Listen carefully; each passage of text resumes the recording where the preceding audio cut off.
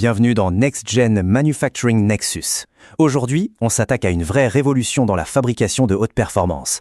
Pensez aux ailes d'un avion, aux pales d'une éolienne. On va voir ensemble comment une nouvelle technologie nous permet de débusquer des défauts totalement invisibles pour construire des pièces qu'on pensait impossibles à réaliser. Voilà la question qui a longtemps empêché les ingénieurs de dormir.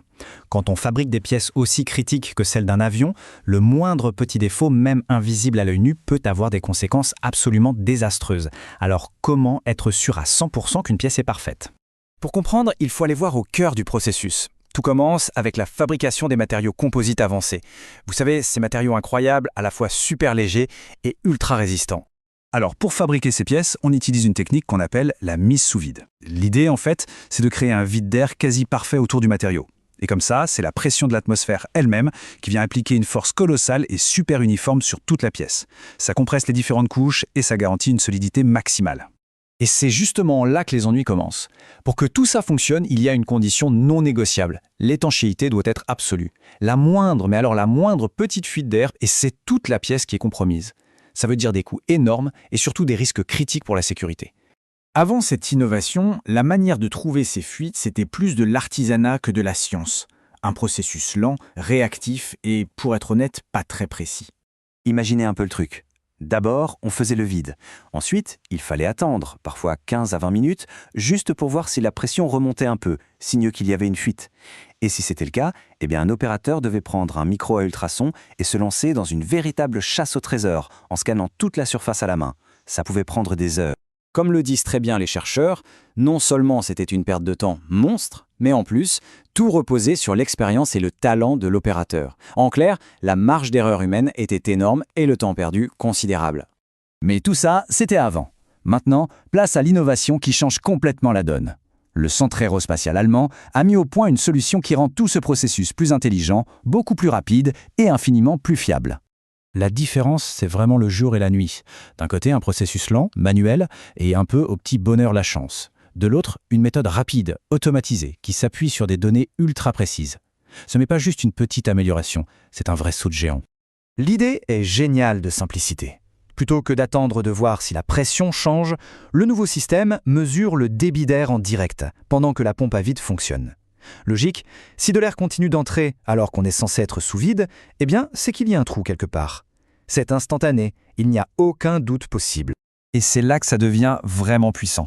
Ce nouveau capteur, il ne se contente pas de dire « oui » ou « non, il y a une fuite ». Non, il fournit un diagnostic complet en 3 temps. Il nous dit s'il y a une fuite, quelle est sa taille et même où elle se trouve exactement.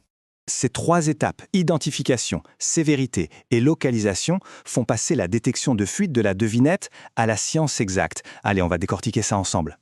Premièrement donc, l'identification. C'est l'étape de base.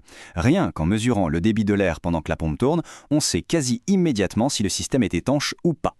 Regardez ce graphique, c'est d'une clarté incroyable. Les courbes du bas, c'est ce qui se passe quand tout va bien. Le débit d'air chute et tombe à zéro. Le sac est étanche. Par contre, les courbes du haut, c'est quand il y a une fuite. On voit que le débit se stabilise, il ne descend jamais à zéro. La différence est flagrante, c'est indiscutable. Deuxième étape, la sévérité. C'est bien de savoir qu'il y a une fuite, mais ce qui est crucial, c'est de savoir si c'est un micro-trou sans conséquence ou une vraie brèche qui met en péril toute la pièce. Et là, c'est presque de la magie. Les chercheurs ont prouvé qu'il y a une relation mathématique parfaite et directe. Plus le débit d'air résiduel est élevé, plus la fuite est grande. C'est aussi simple que ça. On peut donc transformer une mesure de débit d'air en une taille de défaut physique bien réelle.